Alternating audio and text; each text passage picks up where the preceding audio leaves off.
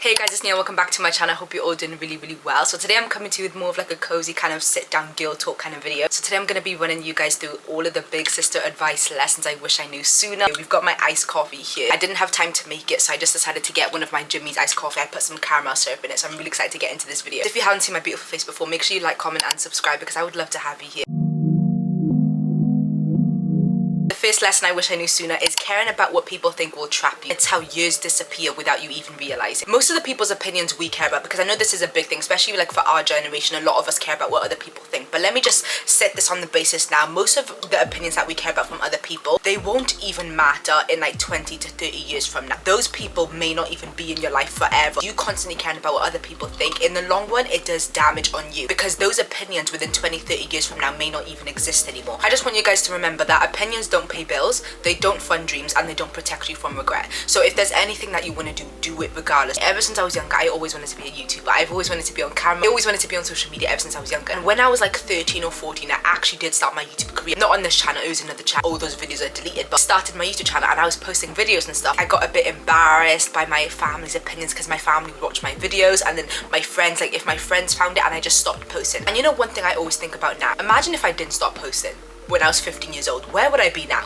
You know what I mean? Imagine if I didn't stop uploading YouTube videos regardless of what my family or my friends thought. I decided to pick up the camera again when I was 19. I started YouTube again last year. This is just a sign for all of you lot. Regardless of what people think, do it anyway. The second thing I wish I knew sooner, focus on your own goals. This one is a big one. No one cares about you as much as you think you do. Buying things to impress others, going places to impress others, posting things to impress others, it's all pointless. Stop trying to put yourself in the limelight of others. I said this in one of my other YouTube videos. Trying to keep up with other people's timelines will cause you stress. Be on your own timeline, and like I always say, as long as you've got your own goals, as long as you've got your own ambition, your pace is fine. No one is really focused on you like that. So doing all of these things to impress others, wasting money, or yeah, I need to go to the club because everyone's going, I need to buy this because everyone's got it, or I need to do this, you know what I mean? No one really cares about you like that, so you're just wasting time and energy and effort when that same energy and effort can go towards pushing you closer to your dream and the life that you actually do desire. Lesson number 3, overconsumption will steal your happiness, because what people don't talk about is the hours that goes towards doom scrolling, the hours that you spend watching other people's lives. That could be put on building new skills, improving your health, or making more money. When I first moved to uni, in my uni accommodation, I would be scrolling on TikTok for hours. My screen time was disgusting. I would be scrolling.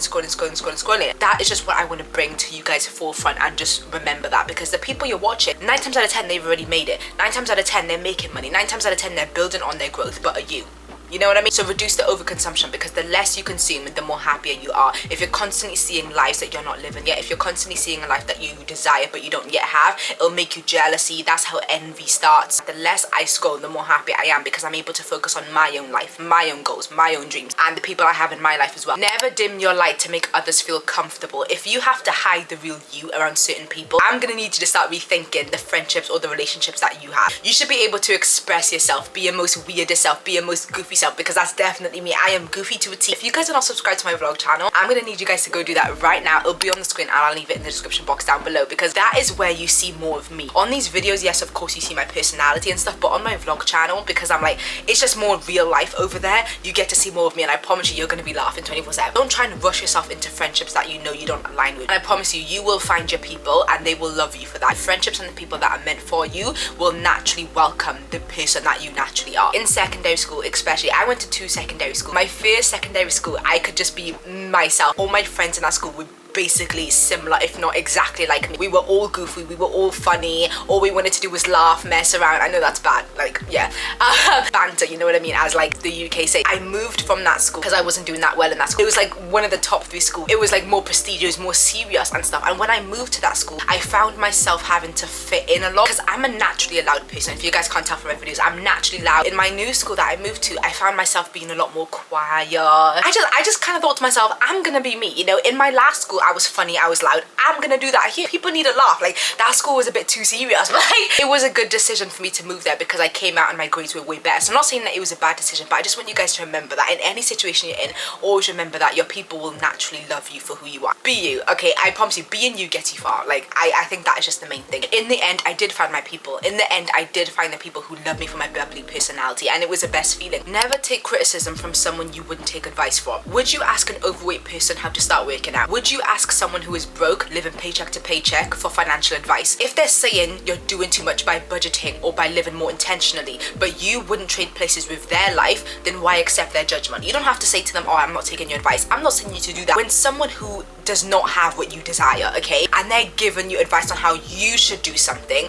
I just want you to remember in your mind, if I wouldn't trade places with them, if I don't want this person's life, if I don't admire or desire this person's life, why would I let them shape my confidence? A lot of people like to tell us how to live our lives. A lot of people like to put their 2 pence in on how we should live our lives. But if I don't even like how you're living your life, why would I let what you say shape my confidence on this thing that I want to do or this thing that I don't want to do? Does that make sense? And I really want that to sink in for all of us. Be careful of pride in the process, because I'm not saying to not remain teachable. I'm not saying to have a big head and think that you know it all. That is not what I'm saying. I hope you don't take that as the message of what I'm trying to say here. But what I am trying to say is that in the process of someone telling you or giving you advice, use your discernment to know whether to take that advice with a grain of salt. Especially ever since I started picking up the camera and recording my life and talking. But some people try to put their 2 pence in on what I'm doing. But then I see the way they're living their life, and I'm just like, you don't do social media anyway. So why are you telling me how to do it? Like, you know what I mean? For you to give me social media advice when you don't even do social media is crazy. Does that make sense? This is what I'm saying. Like, I'm not saying to not take advice. I'm not saying to not remain teachable. But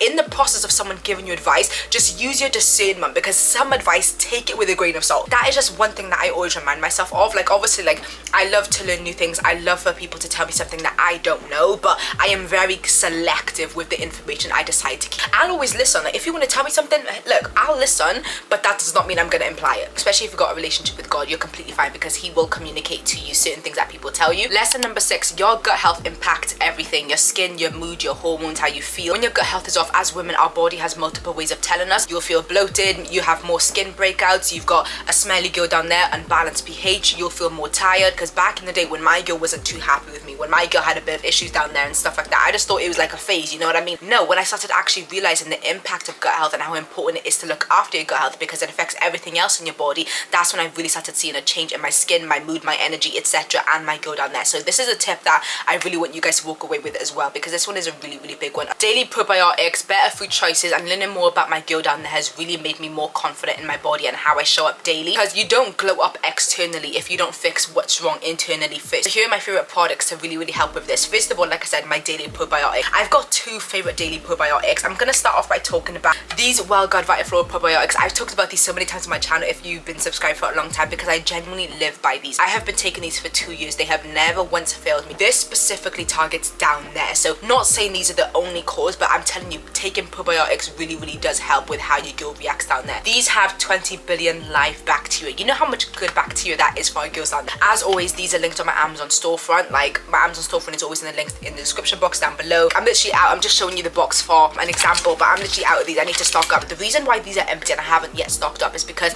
I have started taking another probiotic, still by the same brand. This one specifically targets the gut. These are the WellGuard Gut Star probiotics. Once again, these have 20 billion live bacteria. So much good bacteria. These 2 are my faves when it comes to probiotics. Like, they both do just as well. If you've been wanting to get your hands on some probiotics, you don't know where to start, I recommend these 2. They are so good. I don't take them at the same time, so I took these, I finished them, and now I'm on these ones. But I've been using these for like 2 years now, but I wanted to try something else, so I decided to try these. Another thing that can help with your gut health is obviously what you're eating, because what goes in must come out, obviously. Make sure you are taking enough water. That is the most important thing. I know it sounds so cliche, drink your water, but no, really, drink your water, okay? Like, drink it. Also, the foods that you're eating. If you're cooking with a lot of vegetable oil is really bad for you. Vegetable oil, rapeseed oil, sunflower oil, it's all bad for you. Start cooking with olive oil. Don't eat too much in the morning. For breakfast, I used to have bagels, hash browns, bacon. Now my breakfast, I'm gonna put a picture on the screen because I'm obsessed with this breakfast. I have it nearly every single day. It's a yogurt bowl with granola, rolled oats, honey, peanut butter, Greek yogurt. Absolutely love this breakfast. I have it every single morning. One thing I realized back in the day when I used to have full breakfast like pancakes and stuff like that, I would be a lot more lazy throughout the day. When you eat heavy in the morning, you feel like a bit slumped for the rest of the day. But now that I have something quite light in the morning, it makes the rest of my days easier. Okay, feminine hygiene was not communicated to me when I was younger, so I made all the mistakes possible, but through discovering discomfort, I managed to figure it out. So let's just start off by saying your body does not need scented products. Your body is fine. Sorry, not your body, I mean your girl down there, okay? She doesn't need anything scented, anything fragrance, and let's stay away from that. I grew up washing with Femfresh, okay? Femfresh was something that completely threw my pH balance off. Now if you go into Boots and Superdrug and stuff like that, you'll find a wash by Femfresh which is specifically unscented. Back when I was using it, which was like years ago now, they only had the lightly fragrant, so that's the one I was using. Let's not do that. I'm gonna put it on the screen of what it looks like. Do not use this. Now I wash with a Dove unscented sensitive skin, so I'll put it on the screen because I can't be bothered to go get it. I get mine from Sainsbury's. You can get them in like Boots and stuff like that, I'm pretty sure. Anything unscented, anything sensitive skin is really, really good for your girl down there. Stay away from anything lightly fragrance or fragrance. She does not need that. Once again, when it comes to feminine hygiene, obviously take your probiotics, okay? Probiotics are not just good for the gut health, they directly impact your girl down there. Boric acid is also a really good other way to support your girl down there if she feels a bit off, if she feels a bit funky. I use the Aza Boric Acid Vagina Suppositories, but I only use this after I get off my cycle. So boric acid is a really good thing to use if she's a bit smelly down there for you personally. I do just want to reiterate that if your girl is physically telling you that she's got a problem, like obviously do go get it checked. Make sure you are getting checked if you feel like there's a bigger issue, but if it's just a little odor here and there, boric acid could definitely help you with that. Let your girl breathe, okay? If she can't breathe, she's gonna sweat, and if she sweats, she's gonna smell, okay? So let's not sleep with pants on, but let's not wear pants when we're just in the house. My mindset is literally the fact of, if I'm not going anywhere, if I'm not doing anything, if I'm not seeing anyone, why do I need to wear underwear? Like, it's that simple. It just doesn't make sense to me. Obviously, I'm always gonna wear clothes and stuff like that, but I'm not gonna wear any underwear because I'm in all day. So this is just a little tip for you. Let your girl breathe, okay? Because we do not want her to bulk with sweat because she's gonna have a smell, okay? I also do want to touch on, even if you're not comfortable not wearing underwear, because a lot of people find that uncomfortable to not wear any underwear when they're inside, then that's fine because everyone is different, I guess, but make sure you are wearing breathable materials. Thongs are fine, but make sure it's cotton, you know what I mean? Wear breathable materials. If you are gonna wear knickers all day when you go to bed, at least let the material be breathable. Lesson number 8, never let your pride be bigger than your trust in God.